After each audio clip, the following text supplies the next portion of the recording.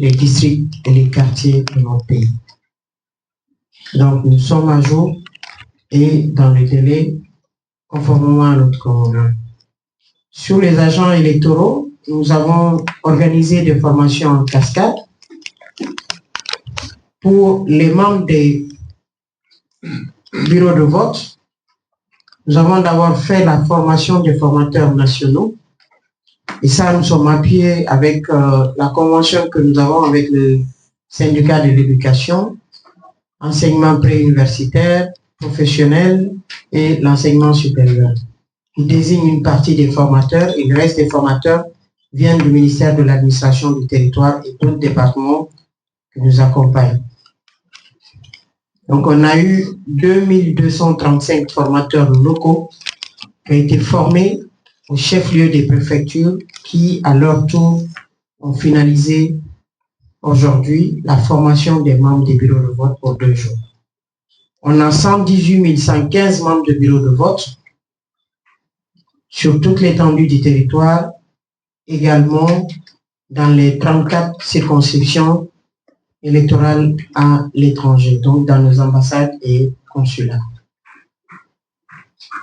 Pour les membres des commissions administratives de centralisation, qui sont au nombre de 380, nous avons eu 110 formateurs nationaux composés de magistrats, de juristes de haut niveau, pratiquement les conseils juridiques et en tout cas des hauts cadres de la justice, du ministère de l'administration du territoire, du secrétariat général du gouvernement, qui aussi ont été déployés. Ils ont commencé la formation des membres des CACV hier et ils sont pratiquement terminés, ils sont sur les questions logistiques dans toutes les chefs-lieux de région. On aura au total 2449 membres de CACV et membres de commission administrative de réception des votes. Il n'y avait pas dans la loi sur le référendum les commissions de réception et de transmission des procès-verbaux, mais avec le code électoral, il y a l'institution sous l'autorité du magistrat qui préside la commission administrative de centralisation, une commission de réception et de transmission des procès-verbaux. Ça évite 2 choses, la déperdition des procès-verbaux, mais la longue attente, parce que quand il y a assez de monde, ça crée des troubles et les procès-verbaux se retrouvent souvent jetés ou déchirés devant les CACV. Donc, pour pallier à cela, le législateur a bien pensé. Et nous, qu'est-ce que nous avons fait? Partout où on a plus de bureaux de vote, nous avons augmenté le nombre de personnes dans les CACV. Donc, ce qui a constitué la formation et tout se déroule autour du code électoral, des dispositions du code et des actes réglementaires que la DGI a eu à prendre. Nous avons quand même pu donner des journées de formation aux journalistes au nombre de 50 sur le cadre normatif des élections, mais également des journalistes qui animent en langue nationale au nombre de 50. En termes d'inclusivité, il faut simplement noter qu'il y a eu la signature de 15 conventions avec des organisations de la société civile. 15 conventions ont été signées pour aller informer, sensibiliser et mobiliser les citoyens autour du scrutin du 28 dans un climat apaisé. Nous avons également signé 7 conventions avec 7 organisations des médias, donc de professionnels de presse, et nous avons fait la signature d'une convention avec la Fédération nationale des comédiens et humoristes de Guinée pour continuer quand même à animer, à sensibiliser, à apaiser. Et la dernière convention, les 2 dernières, nous l'avons signée avec la Fédération guinéenne des personnes handicapées, FEGIPA, qui aussi sont rentrés pour quand même expliquer aux différents membres leurs droits en termes de vote, les expliquer comment ils doivent aussi aller voter.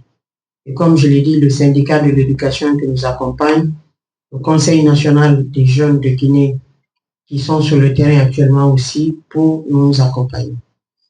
Sur l'observation électorale, nous avons mis un comité d'accréditation, une plateforme permettait à chaque organisation de soumettre sa demande d'accréditation. Nous avons reçu au total 6040 demandes d'accréditation et 5258 ont été approuvées. Donc 5028 ont été approuvées et accréditées. Donc à date, toutes les formations sont finies.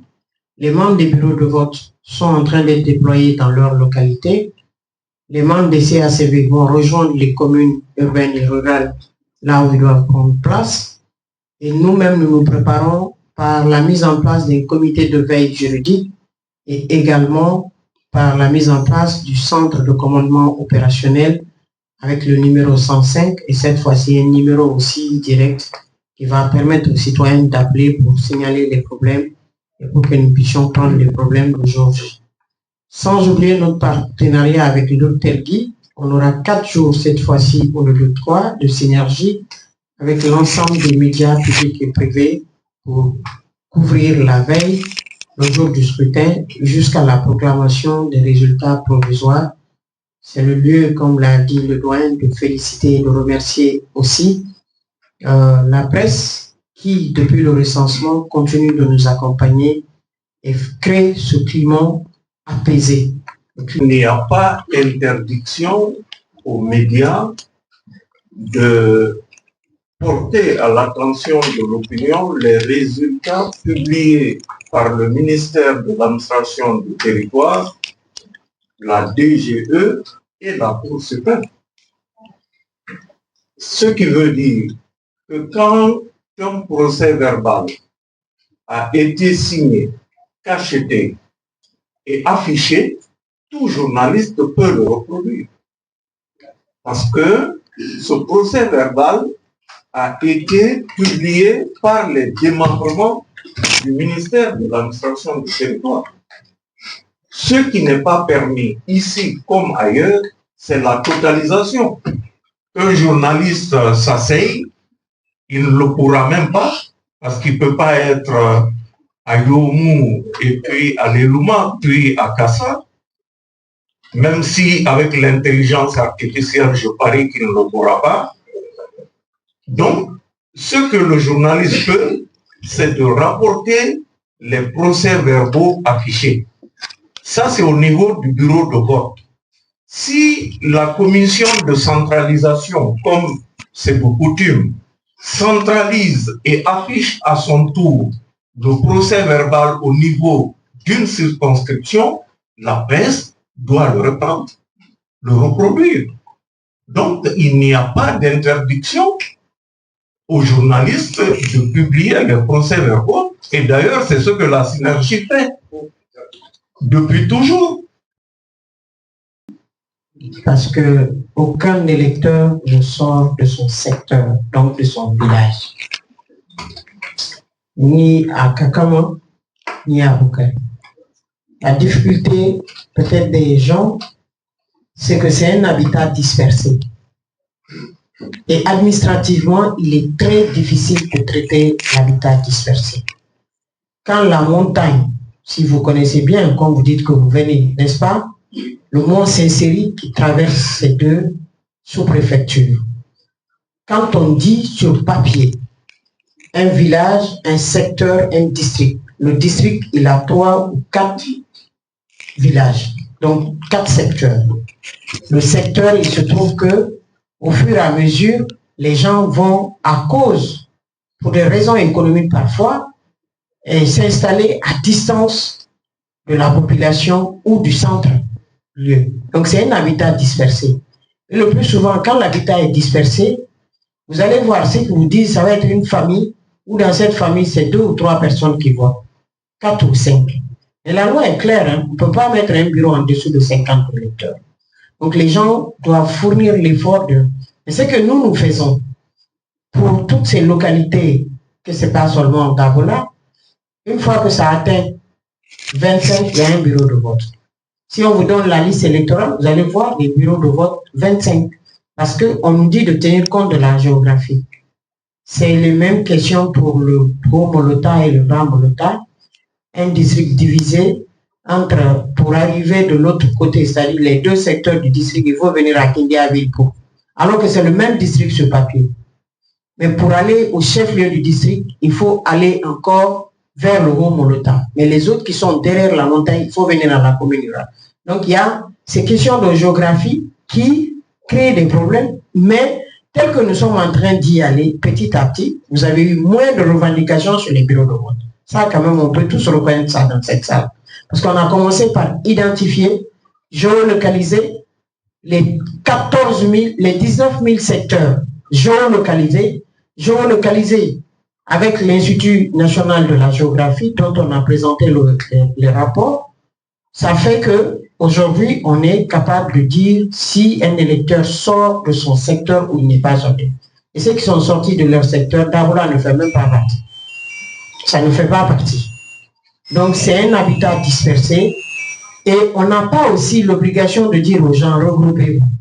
Parfois, c'est des raisons sociologiques, vous le savez mieux que moi. Et ces raisons sociologiques-là, je suis entre deux doyens, ils le connaissent mieux que moi, et j'ai un autre en face. Là où le doyen du village s'installe, c'est là-bas où on met le bureau de vote. Les autres doivent, s'ils n'ont pas nombreux cravacher pour venir là-bas. Même si vous mettez là-bas, le jour du vote, ils vont ramener l'urne, là où c'est indiqué. Ça fait partie des cultures. Et on n'est pas là pour faire. J'ai vu plus que ça au Niger, j'ai vu ailleurs, au Mali, non, des habitats très très dispersés.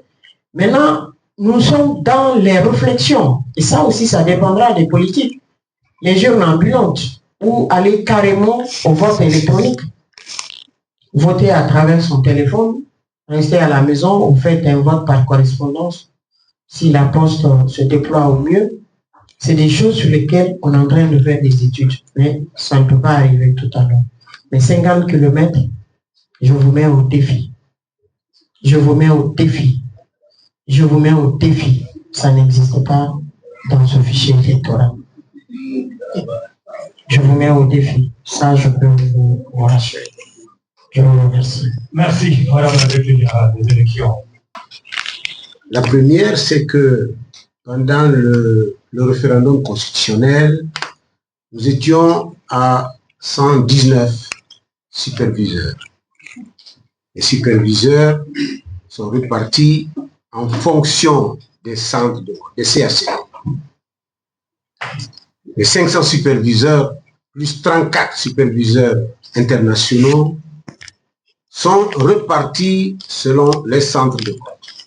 Les superviseurs, cependant, chaque superviseur a l'obligation de sillonner plusieurs bureaux de vote. Donc les 23 000 bureaux de vote sont inscrits dans le programme de tournée des superviseurs. Nous n'allons pas prendre 1000 superviseurs, il faut les former, il faut les préparer. C'est une innovation de la culture électorale guinéenne, faire en sorte que chaque acte posé par la DGE soit conforme au code électoral. C'est ça notre travail. Et pour cela, nous avons accès aux avis des citoyens, nous avons accès aux avis des candidats et aussi des explications, des justifications, des motivations de la DGE. Donc, ce n'est pas le nombre qui fait, c'est la qualité qui détermine. Et nous sommes allés sur la qualité. La composition de l'ONASUR est basée sur la représentativité socio-professionnelle. Les avocats ont désigné un représentant, les magistrats ont élu, c'était une compétition, une élection, et les grandes plateformes de la société civile, quand je viens de vous dire. Quels sont les moyens que nous utilisons? Une méthodologie de travail, c'est ce qui porte l'expérience. Méthodologie de travail. L'État nous a donné des véhicules, 11 véhicules pour les 11 conseillers nationaux de l'ONASUR, qui sont d'ailleurs déployés actuellement à l'intérieur du pays. La vice-présidente est rentrée ce matin. Les deux rapporteurs sont rentrés aussi ce matin, 4 heures du matin. pour cause de finalisation du rapport. Donc, nous avons une plateforme numérique qui permet à nos superviseurs d'évaluer et de nous transcrire des questions, de répondre aux questions précises liées à la supervision. Rien d'autre. C'est le code électoral qui est notre bréviaire. Donc, les superviseurs, pas qu'ils ne s'intéressent pas aux chiffres, au nombre de votants, mais ça c'est le travail de la DG. Nous observons, est-ce que les bureaux de vote ont été ouverts à l'heure? Est-ce que les bureaux de vote ont été fermés à l'heure? Est-ce que toutes les composantes des bureaux de vote sont présents? Est-ce que le transport a commencé? Nous observons, nous suivons, et notre résultat est secret. Il est fermé et remis au premier président de la Cour suprême. Il s'appuie sur le rapport de l'ONASUR et sur le rapport de la Commission constitutionnelle de la Cour suprême pour prononcer son verdict. Voilà, grosso modo, en vrac, ce que nous pouvons dire par rapport à votre question. Les candidats qui sont en liste, je vous demande humblement de lancer un appel à vos militants et militantes, de les interpeller, d'aller voter dans la paix, de retourner à la maison tranquillement et d'attendre les résultats. Aux autorités administratives, vous avez un droit.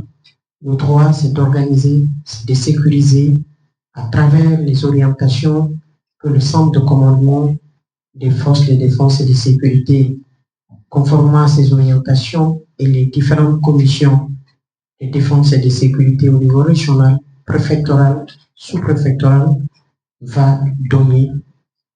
Restez derrière ça. Faisons en sorte que tout se passe dans la paix, dans la quiétude. C'est la Guinée qui va toujours gagner. Merci à cette Guinée qui m'a tout donné. Merci à la société civile qui m'a accompagné. Merci à mes parents. Merci à mes enfants. Merci à mon cher époux qui a accepté que je ne rentre pas à la maison. Mes enfants qui souffrent de cette distance qui est entre nous. Mais pour une fois, la Guinée va relever le défi. Et ce défi, c'est toutes les femmes de Guinée. C'est à l'honneur de toutes les femmes d'Afrique. Nous allons continuer à travailler, pas à pleurnicher, mais à prouver que nous pouvons. Merci aux hommes qui sont aussi des Iforchi qui nous accompagnent. Merci beaucoup.